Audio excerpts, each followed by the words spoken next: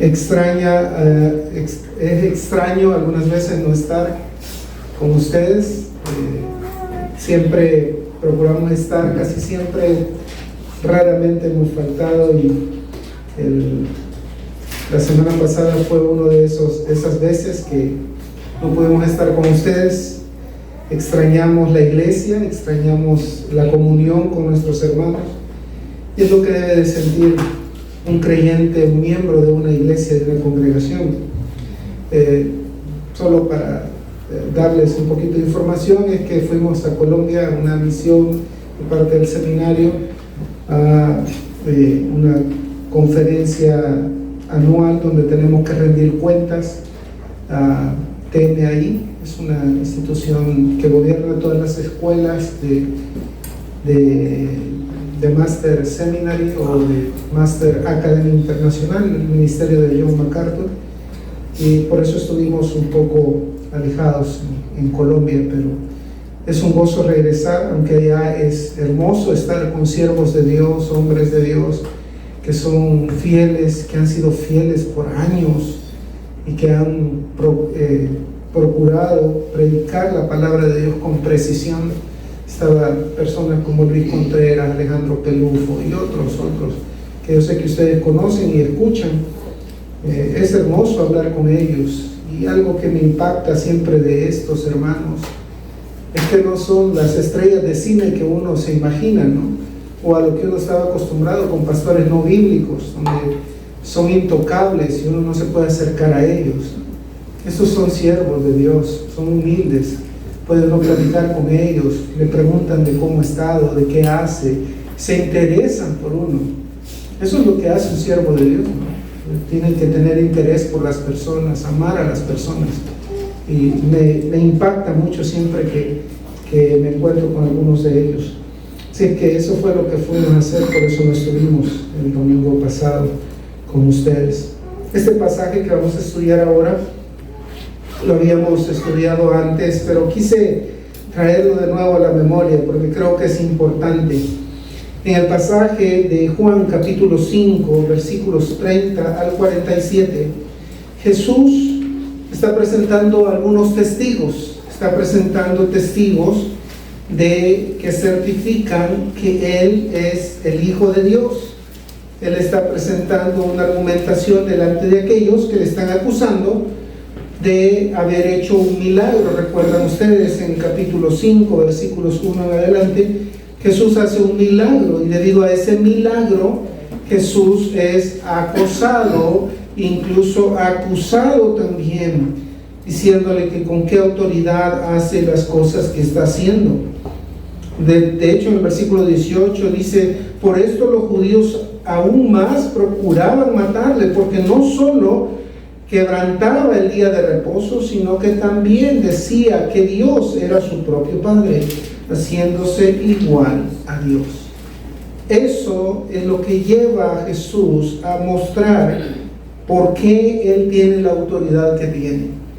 Y desde el versículo 36 en adelante, el Señor presenta su último testigo.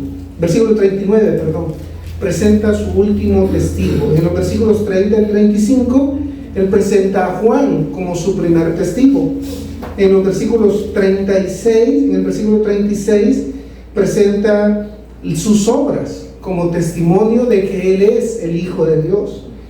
Luego, en los versículos 37 al 38, Él presenta a su Padre como testigo y les dice que nunca han oído su voz ni han visto su aspecto, y no escuchan su palabra porque no la pueden escuchar.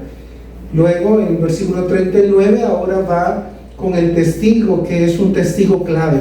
Si bien el Padre es un testigo supremo y delante de ese no debería de haber ya más discusión, Jesús presenta aún un cuarto testigo, y es el testigo de las Escrituras, un testigo clave. Vamos a leer capítulo 5, versículos 39 al 47. Capítulo 5, versículos 39 al 47. ¿Lo tienen? Dice Dios en su palabra: Escudriñad las Escrituras, porque a vosotros os parece que en ellas tenéis la vida eterna, y ellas son las que dan testimonio de mí. Y no queréis venir a mí para que tengáis vida. Gloria de los hombres no recibo, mas yo os conozco que no tenéis amor de Dios en vosotros. Yo he venido en nombre de mi Padre, y no me recibís. Si otro viniere en su propio nombre, a éste recibiréis. ¿Cómo podéis vosotros creer? Pues recibís gloria los unos de los otros, y no buscáis la gloria que viene del Dios único. No penséis que yo voy a acusaros delante del Padre. Hay quien os acusa, Moisés, en quien tenéis vuestra esperanza. Porque si creyeseis a Moisés, me creeríais a mí, porque de mí escribió él. Pero si no creéis a sus escritos, ¿cómo creeréis a mis palabras? Vamos a orar, hermanos. Padre, te damos gracias por este tiempo que nos permites disfrutar junto con mis hermanos. Te suplico que en esta mañana podamos juntos aprender de tu palabra y aprender de este testigo clave que tú presentaste en labios de nuestro Salvador Jesucristo. Te suplicamos que podamos ser dóciles a tu palabra, que podamos aprender de ella y aplicarla a nuestras vidas, Señor. Te agradezco por todo lo que nos das, por todas tus misericordias y por ser bueno con nosotros, Señor. Te ruego por cada uno que mis palabras hoy sean claras, que mis palabras hoy vengan de ti y de tu palabra, Señor. No sean mis palabras, sino tus palabras. Te lo suplico en el nombre de Cristo. Amén y amén. En un caso sin igual que pasó en el siglo IV, donde el conflicto se arreciaba entre los arrianos, entre la fe arriana. Ustedes saben, los arrianos son aquellos que argumentaban que Jesús no era Dios, entre otras cosas, pero su tesis principal era argumentar que Jesús era la primera criatura de Dios, que no podía ser Dios porque era un hombre. Y ese conflicto que comenzó en el siglo II siguió y continuó hasta bien entrado el siglo IV. Cerca del año 360 se dio uno de los conflictos sobre este asunto, sobre la Trinidad y especialmente sobre Dios. Y los arrianos, aunque obviamente se disfrazaban como cristianos, casi siempre usaban argumentos falsos, argumentos y testigos falsos contra lo que ellos consideraban una fe corrupta, una idolatría según ellos. Uno de esos casos fue cuando acusaron a un hombre llamado Atanasio, que fue clave en la defensa de la fe trinitaria y que confrontó a los arrianos. Este hombre hizo tanto daño a los arrianos que buscaron cómo hacerle daño. Y una de las cosas que ocurrió es que comenzaron a circular rumores que Atanasio había matado a un hombre llamado Arsenio. Arsenio era un hombre que comulgaba con la fe arriana. Pero ellos decían entonces que Atanasio, siendo un trinitario, un hombre que creía en la Trinidad, había matado a este Arsenio. Atanasio conocía a Arsenio y en su defensa, en un momento donde hicieron un juicio, donde iban a acusar, los acusadores se presentaron y comenzaron a señalar y llevaron una mano humana, de hecho, y presentaron la mano humana como diciendo de que esta mano, que Atanasio había no solo matado a Arsenio, sino que además lo había descuartizado, que así de cruel era Atanasio.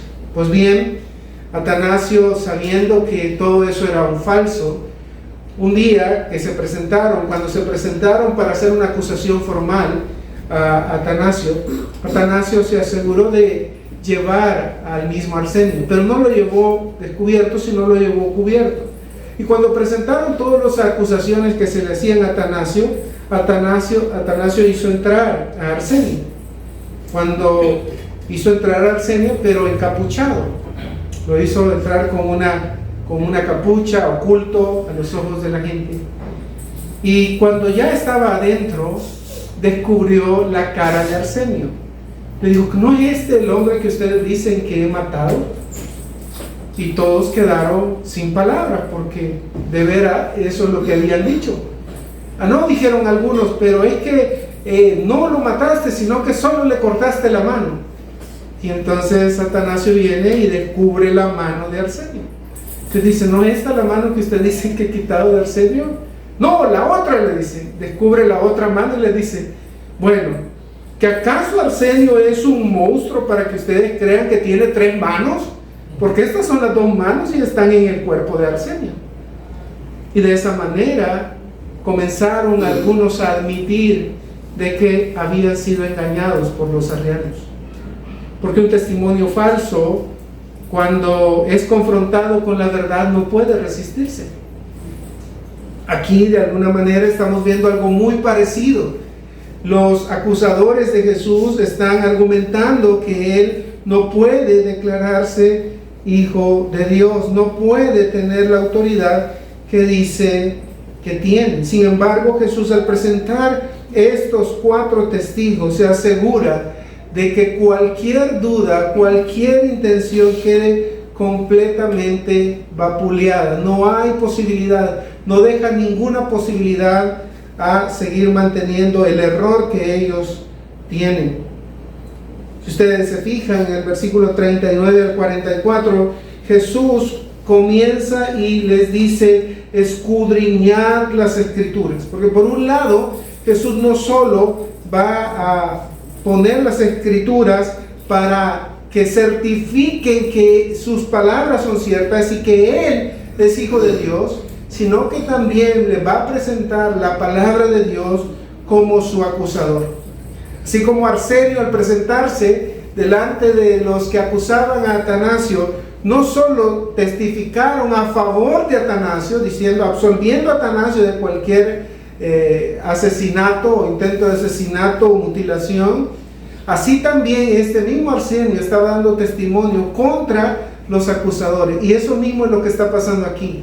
La palabra de Dios que Jesús cita va a acusar, va primero a defender a Jesucristo, lo va a poner y va a certificar las palabras y sus pretensiones, y por otro lado también va a acusar a aquellos que están acusando a Jesús. Noten que las Escrituras entonces testifican en favor de Cristo. El testimonio de las Escrituras es ignorado voluntariamente por ellos, y es por eso que no logran entender, no logran ver a Jesús como el Hijo de Dios. Después de haber presentado 3 testigos sumamente creíbles, ahora el Señor presenta, cual caso de suprema importancia, a su testigo clave. No significa que los otros no sean importantes, de hecho lo son, pero debido a la relación que los líderes judíos pretendían tener con la ley, ahora ella será la que les acuse. Ella será quien defienda y certifique el mensaje de Cristo. Jesús comienza expresando un verbo que es difícil de traducir. Era unate, es el verbo en griego, y significa escudriñar. Y es difícil porque la terminación generalmente de las palabras en griego es lo que determina qué está funcionando, cómo está funcionando. Y esta palabra coincide la forma indicativa, que nos diría simplemente que es una certificación, una verdad que Jesús está diciendo, o coincide también con un imperativo que nos diría que algo se debe de realizar. Entonces, en ese sentido, algunas traducciones, como la Reina Valera, traducen escudriñar las Escrituras, como si fuera una orden. Pero la Biblia de las Américas, si alguno la tiene, puede certificar que dice escudriñáis las Escrituras, como si es algo que simplemente se está describiendo que ellos están haciendo. Y esto es importante porque si Jesús está diciéndoles o los está enviando a escudriñar las Escrituras, entonces indica de que ellos no las conocen, que han estado teniendo las Escrituras, han estado leyendo las Escrituras, pero de una manera superficial, de una manera sin el corazón de las Escrituras, sin la verdadera intención a las Escrituras. Si Jesús está diciéndoles que vayan y escudriñen las Escrituras, entonces ellos han fallado en el aspecto clave, porque han leído las Escrituras, pero sin entenderlas. Por otro lado, si Jesús está diciendo que las Escrituras, que ellos están ya escudriñando las Escrituras, han fallado en reconocer, interpretar igualmente las Escrituras para entender quién era Jesús, para comprender quién era Jesús. Es un término poco común esta palabra. De hecho, en la forma que así se encuentra, solo aparece aquí y en ninguna otra parte más, aunque aparecen términos relacionados en Juan 7:52, donde los judíos responden a Nicodemo diciendo que de Galilea nunca se ha levantado profeta. Luego en Romanos 5:27, un término relacionado también dice que, donde Pablo dice que el Espíritu escudriña el corazón, pero no es esta misma palabra, es una palabra relacionada, pero no la misma. Y el problema surge, como hemos dicho antes, porque en la construcción de la palabra en el idioma original puede ser tomada de esas dos formas, o puede ser tomado como un mandato o como una descripción. Como un mandato, en tal caso Jesús estaba dirigiendo a los judíos a ir a investigar sobre el testimonio que las Escrituras daban de él. Y abundaba en el Antiguo Testamento palabras y textos que señalaban la venida de Jesús. Uno de ellos es Isaías 51, Isaías 53, el Salmo 22, donde nos muestra con claridad de que el Mesías iba a venir así, humilde, sencillo, no como ellos lo esperaban en algunas ocasiones. Por otro lado, la segunda posibilidad es que sea una descripción de lo que ya está ocurriendo. Los escribas y fariseos eran ávidos estudiosos de las Escrituras del Antiguo Testamento. En ambos casos, sea como sea la palabra, sea que se tome como un indicativo o como un imperativo, en ambos casos los judíos quedaban en problemas. Porque no podían discernir la palabra de Dios, porque no podían entender la palabra de Dios. Un comentarista llamado Leon Morris, explicando este pasaje, dice: en esta sección Jesús se ocupa de los judíos y de su actitud. Destaca que estudian las Escrituras de forma constante. Por otras fuentes sabemos que lo hicieron con una suma diligencia, pensando que así tenían vida eterna, y ciertamente no van mal encaminados, porque las Escrituras, como las obras y el Padre, dan testimonio de Él.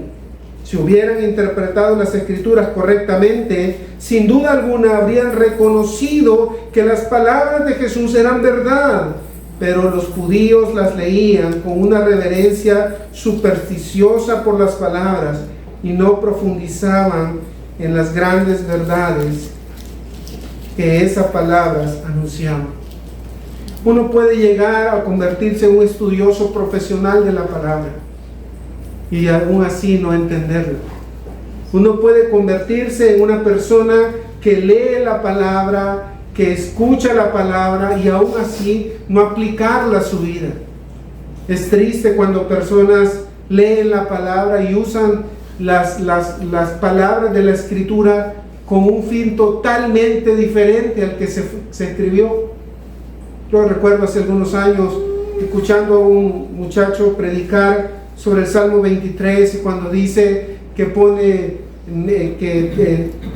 derrama sobre su cabeza el aceite, y él decía, eso es lo que hace un pastor cuando está curando a una oveja. Y la pregunta es, inmediatamente después dice, me sentaste en mesa delante de mis angustiadores, pusiste mesa delante de mí, aderezaste mesa. O sea, eso no es para una oveja, ha cambiado la imagen, y la imagen tiene que ver con las bendiciones que Dios ha provisto al rey David, y lo ha puesto como un invitado de honor, como un invitado de un rey, y lo está poniendo delante de una mesa. La imagen de la oveja y la imagen de un invitado real se entrelazan ahí. Pero esta persona decía de que esto tenía que ver con la curación de los... No tiene nada que ver, la oveja no se puede sentar en una mesa, le decía yo a la persona tiempo después cuando tuve la oportunidad de hablar con él. Ahora, es común que la gente lea la palabra, cite la palabra y la cite para cualquier cosa. Ustedes saben, los políticos toman las palabras de la Escritura como gancho, ¿verdad? Así me voy a echar la bolsa a los evangélicos, como los evangélicos son bastante, voy a decir unas cuantas cositas de la palabra de Dios y ahí y lo peor es que se terminan enredando todos. Escuchaba al presidente de Colombia específicamente y comienza a decir, es que, y mencionaba a alguien, a uno, decía, es que este era hijo de Abraham. Y está hablando uno de los hijos de Adán. Él decía que era hijo de Abraham. Y ciertas cosas, si ustedes saben los políticos lo que hacen con las escrituras. Lo triste es que muchos hombres que supuestamente tienen doctorados en teología hacen lo mismo. No entienden las escrituras, leen las escrituras y piensan que solo es para hacer o pulir a la gente para que camine bien, para que ande bien, para que viva bien, y no ponen que esa vida correcta, esa vida recta, esa vida moral debe provenir de un corazón transformado. Yo puedo imponer muchas reglas de moralidad como hacen los católicos en sus colegios católicos. Yo estudié en un colegio católico. Yo puedo poner muchas reglas de moralidad a un pueblo, pero al final ese pueblo se va a desenfrenar, porque si el corazón no ha sido transformado, de nada sirven las reglas morales.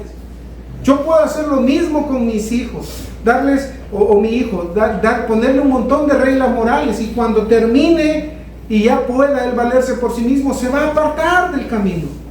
¿Por qué? Lo único que hice es crear a un fariseo, a un hombre que por fuera aparentaba que creía, pero que no creía.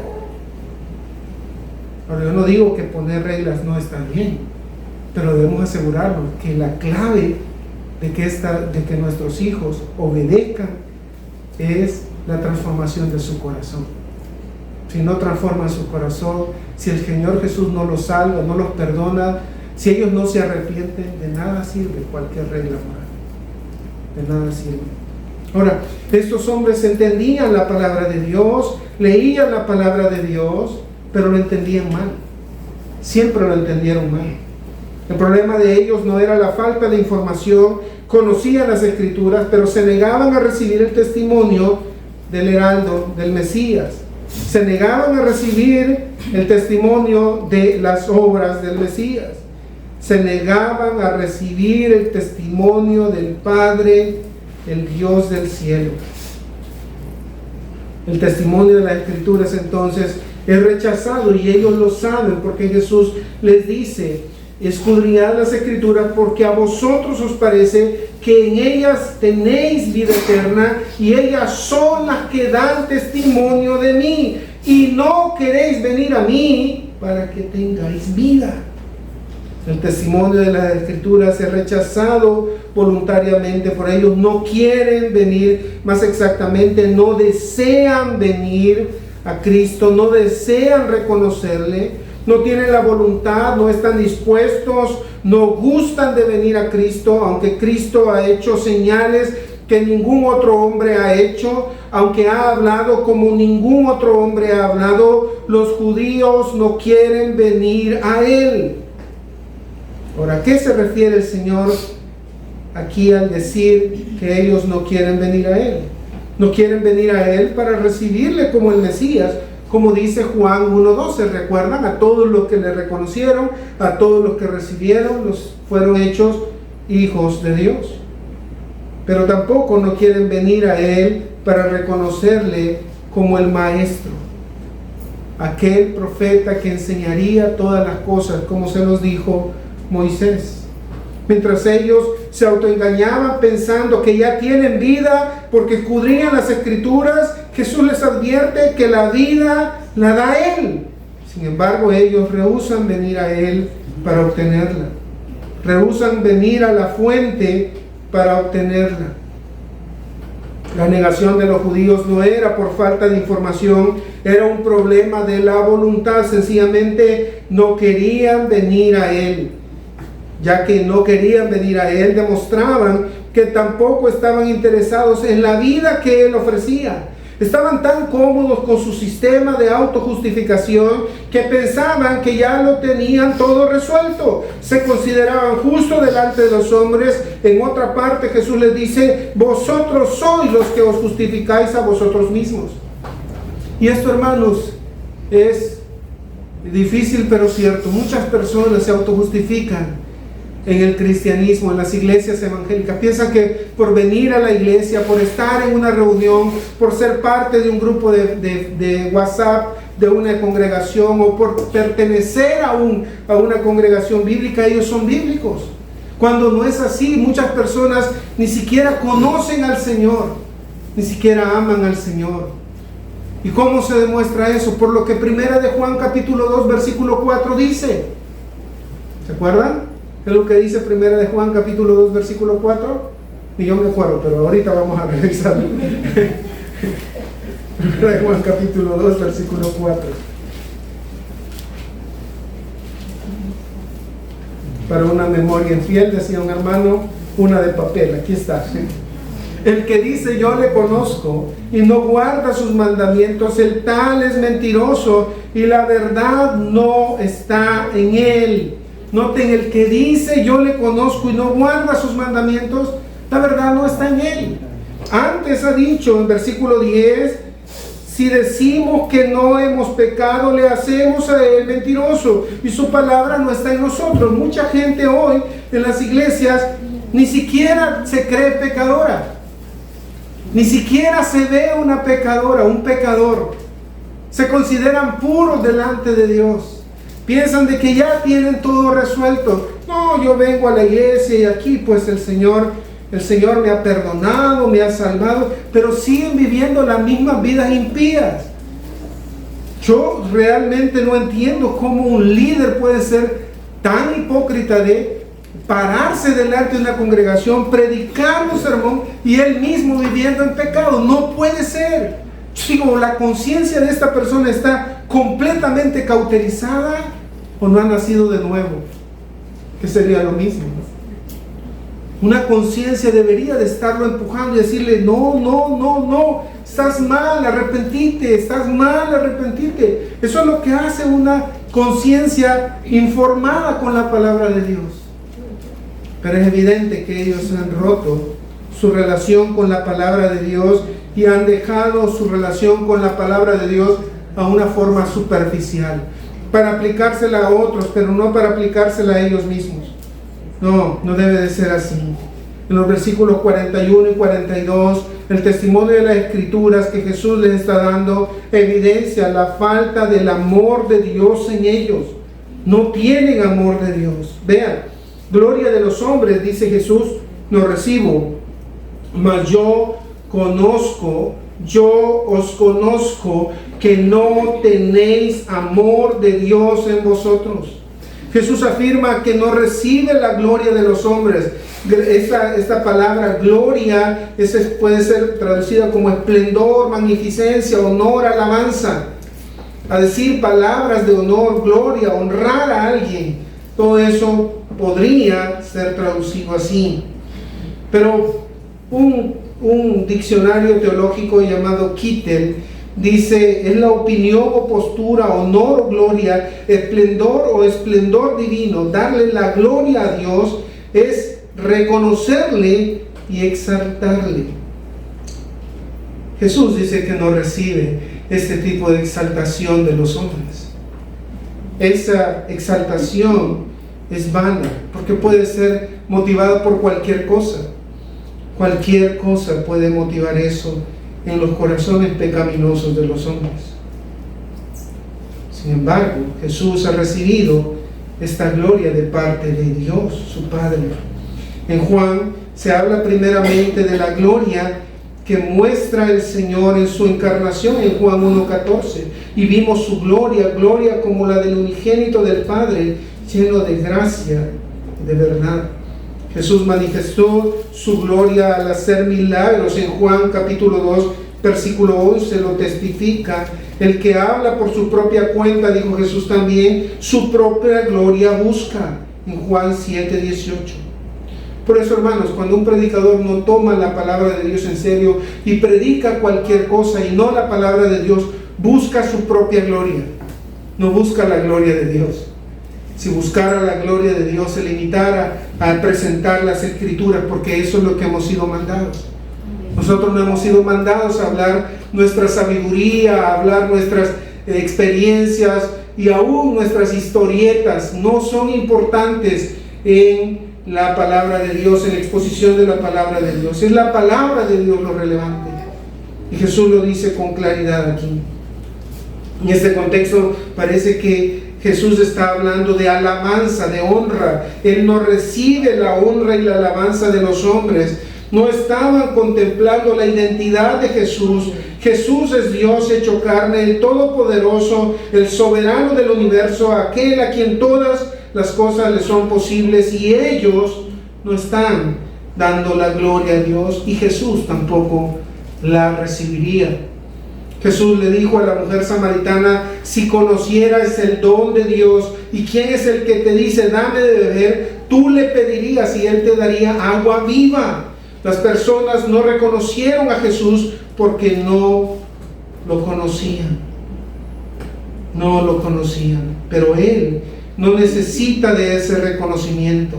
A pesar de ello, el primer testigo era una persona bien conocida al que ellos respetaban, Juan el Bautista. Y sin embargo, a pesar que Juan les dijo: he allí el Cordero de Dios que quita el pecado del mundo, se negaron a reconocer eso. Reconocían a Juan como un profeta, reconocían a Juan como un similar a Elías que habría de venir, y sin embargo no escucharon sus palabras. Jesús afirma que los conoce, que carecen de amor. Aprender a conocer, comprender, entender, es esa palabra. Jesús entiende, comprende, mira, observa, penetra hasta donde ningún hombre puede penetrar. Él no solo conoce la apariencia de las personas, no solo escucha las palabras de las personas, sino puede dibujar exactamente lo que hay en el corazón de las personas. Y él, viendo a estos hombres, les dice: conozco que ustedes no tienen amor de Dios en ustedes. Hermanos, esto es para ponerse a llorar. Esto es para sentarse y decir: perdóname, Señor, perdóname. Sé que conoces bien mi corazón, sé que has visto y has escudriñado mi corazón, y sé que no tengo fe. Yo lo sé, estoy convencido de eso, Señor, pero por favor perdóname. Pero no es esa la reacción que tiene de ellos. En este sentido, parece que la palabra habla de que Jesús tiene un entendimiento completo de lo que hay en el interior del hombre, es decir, de aquello que involucra la fuente de pensamientos y sus emociones llamado corazón. Jesús puede decir con propiedad que conoce a los judíos porque no solo conoce las palabras, sino su corazón. Porque no solo conoce su exterior, sino su corazón. Hermanos, aquí quisiera detenerme un poco y animarlo a que cuando vaya delante del Señor no oculte nada. No sirve de nada. Señor, pero es que yo hice eso, pero no era mi intención. Hermano, está mintiendo. Aquel que conoce todas las cosas, aún las intenciones del corazón. Señor, soy tan perverso que en mi corazón maquiné este pecado. Planifiqué que le iba a decir esto para hacer sentir mal a esta persona, porque quería que sintiera dolor por lo que ella me había dicho. Tengo un corazón vengativo, Señor. Señor, por favor, perdóname. Qué triste, ¿no? Pasar toda una vida autoengañándonos, sin confesar nuestro pecado. Eso es triste, hermanos. Es triste. El perfecto de los verbos, cuando Jesús dice: yo conozco, ese verbo está en un modo perfecto. Indica que conoce bien, completamente, que no hay nada que Él no conozca. En este caso de ellos, Él los conoce bien, los conoce completamente, sabe por qué están haciendo eso. Sin embargo, contrariamente, ellos no lo conocen. No lo conocen. La razón por la que no le conocen es porque no aman al Padre. Si realmente amaran al Padre, amarían a Cristo. Es algo parecido a la tesis de Juan acerca del amor a los hermanos, solo que aquí se habla del amor a Dios. Recuerdan, Juan en su primera carta de Juan dice que el que no ama a su hermano no ama tampoco a Dios. O sea, porque el que no ama al hermano que ve, ¿cómo puede amar al Dios que no ve? Ahora noten aquí en los versículos 43 y 44, todavía, que no tenéis amor de Dios en vosotros. ¿Recuerdan? Romanos capítulo 5 dice que el amor de Dios ha sido derramado en nosotros porque hemos sido justificados pues por la fe, que de esa manera tenemos paz para con Dios. Esa justificación no ha venido en esos hombres, no han sido justificados, y la razón por la que no tienen amor hacia el Padre ni hacia Cristo es porque no le conocen, no han nacido de nuevo. La razón por la que muchos cristianos en las iglesias ahora viven como quieran, sin rendir cuentas delante de Dios, sin tener el temor de Dios, porque no le conocen, no le aman. El amor de Dios no ha sido derramado en ellos. No tienen amor a Dios, no tienen amor a su pueblo, no aman a nadie más que a ellos mismos. Es triste, eso es lo que está pasando aquí.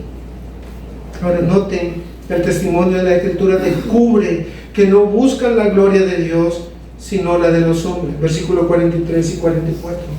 Yo he venido en nombre de mi Padre y no me recibí. Si otro viniere en su propio nombre, a ese recibiréis. ¿Cómo podéis vosotros creer, pues recibís gloria los unos de los otros y no buscáis la gloria que viene del Dios único? Pero ellos no le reciben.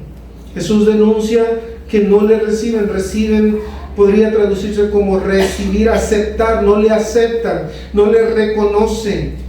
El verbo es bastante inusual. Aquí solo se usa 7 veces en la Biblia. En Amós 5 del 11 al 12.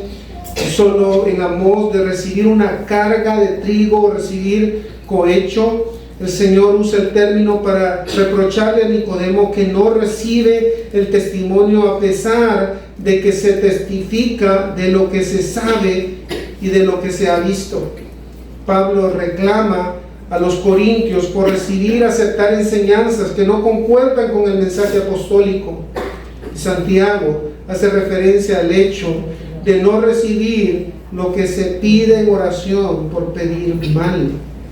Eso es recibir, es tomar algo para sí, es recibir algo de alguien más. Jesús denuncia que ellos no reciben a Él ni a su mensaje, están rechazando su mensaje, están cerrando sus oídos, poniendo barreras. No, todo lo que dice este hombre, no lo voy a recibir, no lo voy a aceptar, no lo voy a creer. Es sencillamente, es algo voluntario, es una barrera que están emprendiendo. La idea aquí es la de que recibir a Jesús como Mesías y como comisionado del Padre le da, o más bien le ha dado autoridad el Padre para hacer juicio, y que ellos necesitan honrar al Hijo de la misma forma como honran al Padre. En este mismo sentido, los judíos estaban dispuestos a escuchar a Jesús, pero no aceptaban sus aseveraciones de origen divino. Sus palabras y su autoridad sobre el día de reposo, sin embargo, sí reconocían que sus obras eran algo inusual.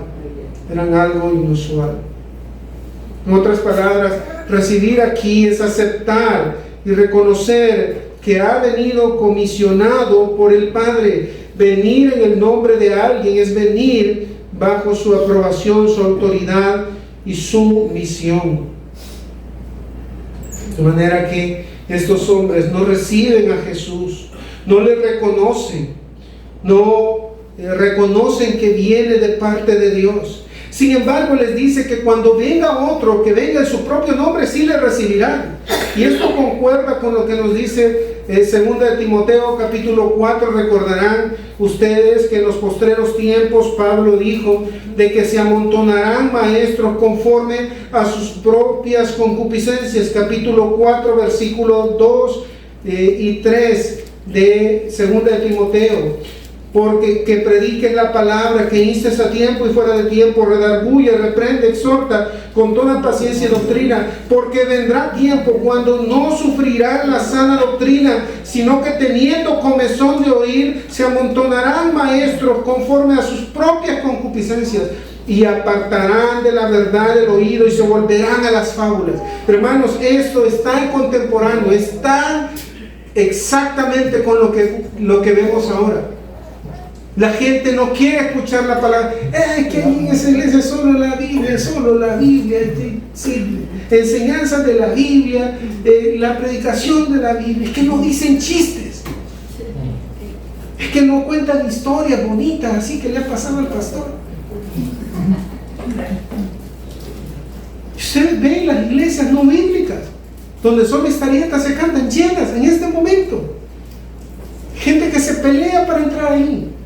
Porque se amontonarán maestros, se apilarán, dice la idea. O sea, tendrán como reserva todavía. Si este falla y comienza a hablar la verdad, entonces tengo otro. Si falla Dante Gebel, tengo Cash Luna. Si me falla Cash Luna, me pongo otro. Pero siempre voy a tener reserva apilada ahí para cuando uno me falle, tengo al otro. Porque quieren que les prediquen mentiras. Porque les encanta que les digan que van a ser ricos, que van a ser sanos. Hermanos, por el amor de Dios, nuestros cuerpos dan testimonio de que la palabra de Dios se debe de cumplir. Estamos envejeciendo, estamos muriendo. ¿Que acaso somos ciegos? No, es que yo digo de que mi abuelita ahí de 120 años, que viva todavía. Uno ven, hermano, está haciéndola sufrir. La pobre señora ni moverse puede. Ya como estado vegetal allí sufriendo, ya ni sabe si ella está allí o no. Pero la gente quiere, ¿por qué? Por el egoísmo. En lugar de predicarle el evangelio y decirle, abuelita, necesitas arrepentirte de tus pecados. Si tú quieres vivir con Cristo y tener un cuerpo nuevo, donde ya nada te va a fallar, reconoce a Cristo, arrepiéntete. Ama a Cristo, adora a Cristo, recibe a Cristo. Pon tu fe en Jesucristo. Y tendrá vida eterna. Oh, hermano, venga aquí a esta campaña de sanidad y milagros y aquí le vamos a hacer hermano, por el amor de Dios, tenemos que morir, porque del polvo fuiste tomado y al polvo has de regresar. Yo sé que le gusta su cuerpo, pero también se lo van a comer los gusanos. Le guste o no, tarde o temprano, a todos. Jesús le dice, ¿cómo podemos nosotros creer? Pues recibir gloria los unos de los otros y no buscáis la gloria que viene de Dios. No reciben a Jesús, pero sí reciben a los engañadores. Explicando esto, Jameson, Fawcett y Brown dicen, cuán claramente esto ha sido manifestado en la historia de los judíos, desde el tiempo de Cristo verdadero hasta nuestros tiempos. 64 Cristos falsos han sido contados, por los cuales ellos han sido engañados. Qué triste, ¿no? Qué triste. Hablando de esto también, MacArthur Dice, la realidad aterradora es que Dios decidirá el destino de quienes odian el Evangelio, enviando un poder engañoso para que crean la mentira. Y eso basado en 2 Tesalonicenses 2, 9, 12, donde dice, inicuo, cuyo advenimiento es por obra de Satanás, con gran poder y señales y prodigios mentirosos, y con todo engaño de iniquidad para los que se pierden, por cuanto no recibieron el amor de la verdad para ser salvos. Por eso Dios les envía un poder engañoso para que crean la mentira, a fin de que sean condenados todos los que no creyeron la verdad. Esa es la realidad, hermanos. Los falsos maestros tienen una función dentro del plan de Dios, y es hablar de la iglesia a los falsos. Hablar de la iglesia a los falsos predicadores, los falsos maestros, los falsos creyentes. ¿Quiénes se irán a los falsos maestros? Los falsos creyentes, los que no reciben la verdad. Ellos irán tras ellos. Es un juicio de parte de Dios, por cuanto no creyeron la verdad. Esto es impresionante. Jesús denuncia que no buscan la gloria de Dios. No les importa lo que Dios dice.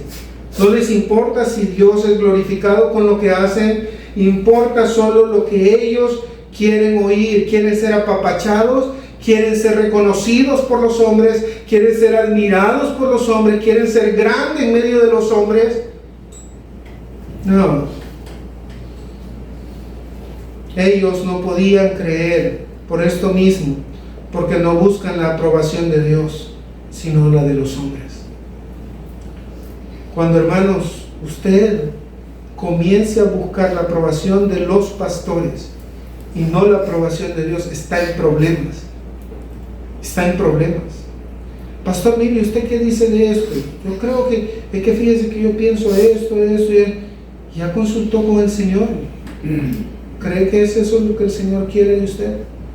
No, por eso le pregunto a usted, porque usted sabe más la Biblia. Ni la misma Biblia tenemos. La que usted lee y la que yo leo está en español. ¿Qué dice Dios ahí de lo que usted quiere hacer? No, pero yo decía, tal vez había otra interpretación. No, hermano, no, una interpretación, ahí está. Un maestro cristiano dice, los judíos estaban totalmente absortos en su admiración mutua, buscaban y recibían honor unos de otros, algo así como el honor que existe entre los ladrones. Les prestaban atención a las vanidades humanas y terrenales y se olvidaban de buscar el honor que le pertenece al único Dios que procede solamente de Él. Ellos mismos hacían todo aquello de lo que acusaban a Jesús. Se hacían iguales a Dios. Con razón no podían creer en Jesús.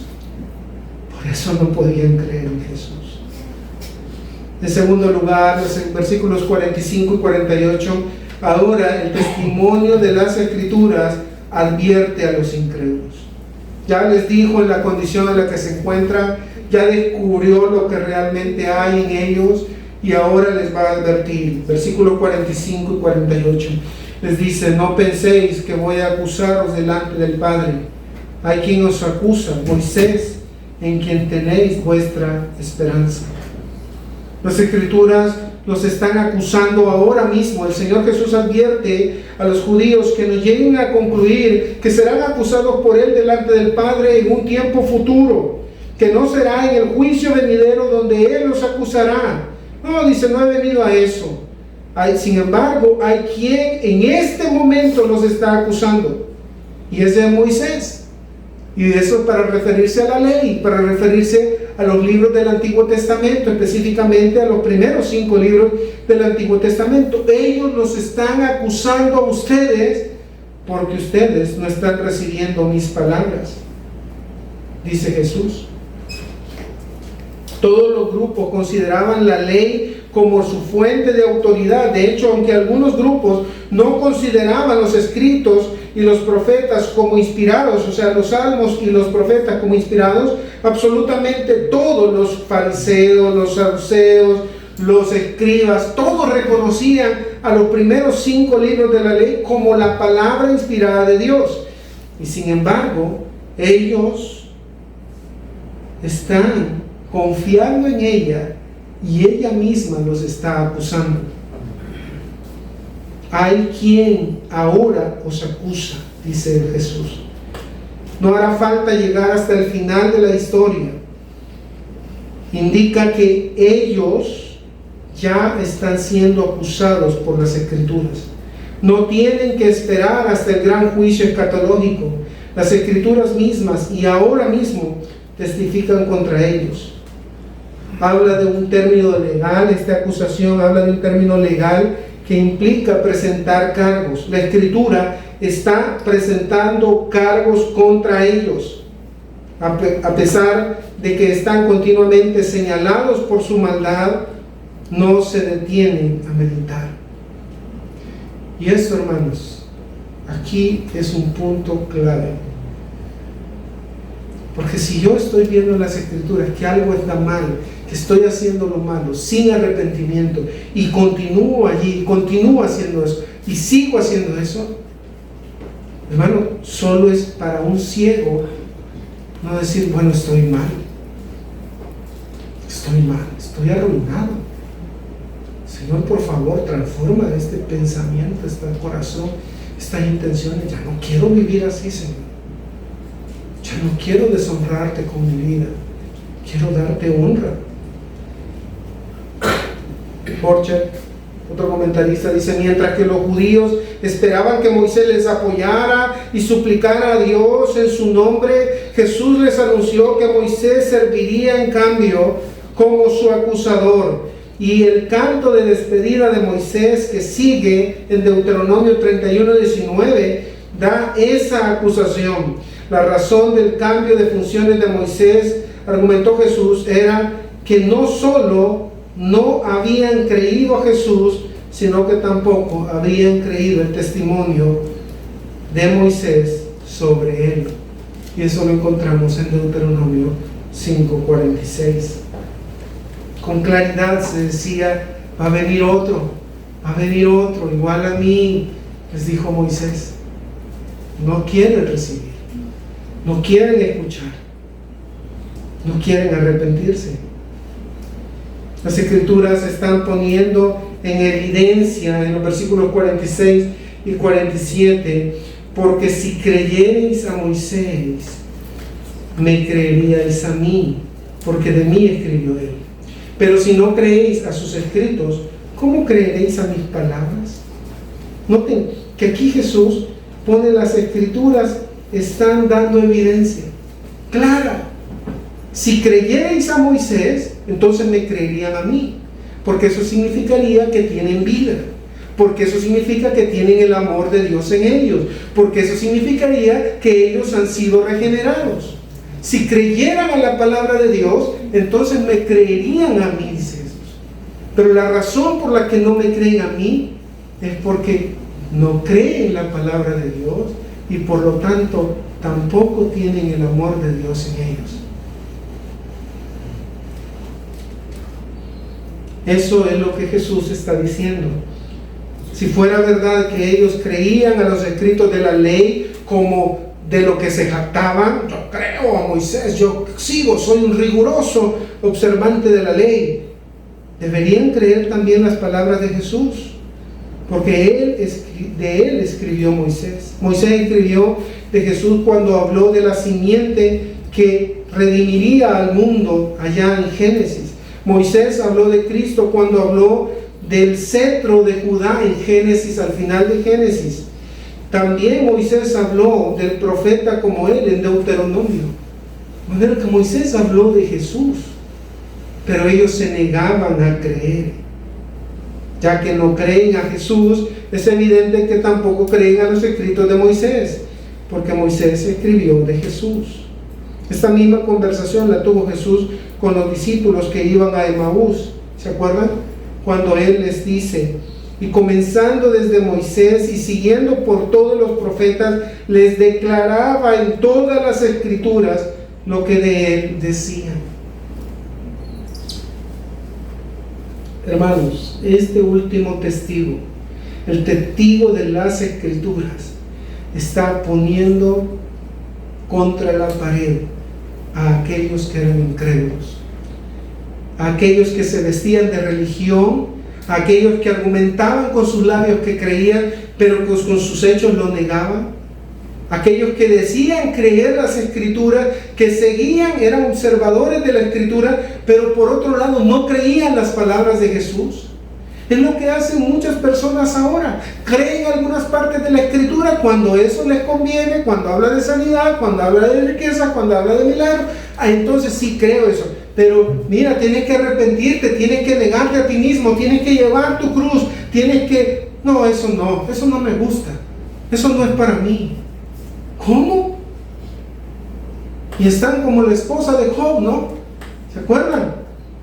¿Por qué no maldices a Dios y muérete? Y le dice Job, como una mujer perversa habla. ¿Acaso no recibiremos el mal de Dios? Solo recibiremos el bien de Dios y no recibiremos el mal.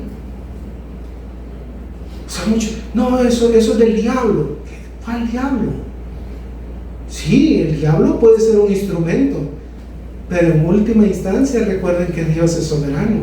El diablo no puede hacer nada sin que Él lo permita, sin que Él lo autorice. Y la razón por la que su vecina, su amiga, su familiar le está haciendo la vida imposible, no es porque el diablo la ha poseído, es porque Dios está moviéndolo a usted a reconocer sus pecados. ¿Por qué no le hace bien al que le hace mal? ¿Por qué no le da buenas cosas al que no lo ama? ¿Notan? Qué difícil es devolver bien por mal, ¿no? Tenemos que reconocer que todos hemos pecado en esa área. Nos hacen mal e inmediatamente vamos, como dicen, decimos aquí, con patada al pecho, a devolverle y subirle un poquito más, porque tiene que quedar un poquito más arriba, sobrado, lo que yo le voy a devolver, en lugar de devolver bien por mal. Generalmente la forma más evidente de saber que una persona es o no creyente es cuando se le confronta con algún pecado. El creyente reacciona ante las evidencias de su pecado arrepintiéndose. El incrédulo se endurece y se aparta de la comunión de los santos. Eso es lo que pasaba con estos líderes. Poco a poco se van a encarnizar más y su odio se va a acrecentar, y poco a poco van a llevar a cabo todo aquello que quieren.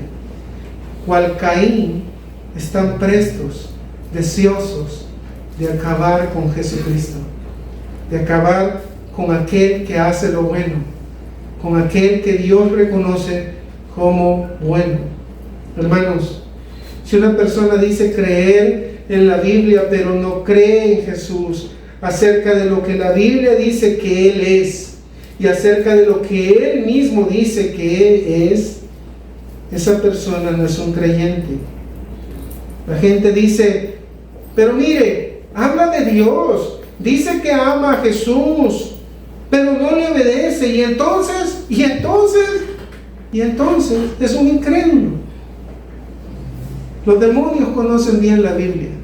Satanás la conoce mejor que quizás cada uno de nosotros. ¿Cuál es la diferencia entre él y nosotros? Que aquellos que hemos sido salvados, hemos sido perdonados, nos sometemos a Él, a su palabra, a lo que Él dice. Ella es nuestra regla de fe y práctica. No seguimos las escrituras del pastor MacArthur, no seguimos al pastor MacArthur, aunque es un siervo de Dios, y nos encanta cuando él descubre, explica las escrituras. Seguimos las enseñanzas de él porque él enseña la palabra de Dios, pero no a él. Seguimos la palabra de Dios. Yo creo que la frase de Martín Lutero es propicia aquí, porque Martín Lutero, al final de su historia, después de hacer todo lo que hizo, después de confrontar e ir frente a frente al papado y a toda esa religión falsa, Martín Lutero dijo, por favor, no llame, no tengo ningún honor de que llame por mi nombre a la iglesia de Dios. Yo no soy el que he hecho nada. Yo solo dejé en libertad la palabra de Dios. La palabra de Dios lo hizo todo. Yo no he hecho nada. Hermanos, necesitamos eso. Que este cuarto testigo que nos está apuntando a Jesucristo, que certifica que Jesús es el Hijo de Dios y condena a aquellos que rechazan a Jesucristo, sea liberada, que esa palabra sea expuesta, para que todos lleguemos a la unidad de la fe y al conocimiento de un varón perfecto, que es nuestro Salvador Jesucristo. Vamos a orar, hermanos. Padre, te damos gracias. Gracias en esta mañana por tu bondad, por habernos hecho tu pueblo, Señor, por habernos dado tu palabra. Señor, delante de ti estamos. Nadie nos conoce más que tú. Queremos venir delante de ti y confesar nuestros pecados, Señor, porque no podemos más que reconocer nuestro pecado, y ver tu palabra y ver lo que hacemos. Nos compunge el corazón saber que podemos ser tan malvados de no reconocer nuestros pecados delante de ti, Señor, de tratar de engañarte aún a ti. Por favor, Señor, ayúdanos a ser sensibles ante el pecado, a ser sensibles ante la voz de nuestro pastor, y no solo apreciar su palabra, sino seguir su palabra, seguir sus pisadas. Ayúdanos, Señor, que nuestra vida se someta cada vez más a la verdad de tu palabra. Lo suplicamos, Señor, en el nombre de Cristo. Amén y amén.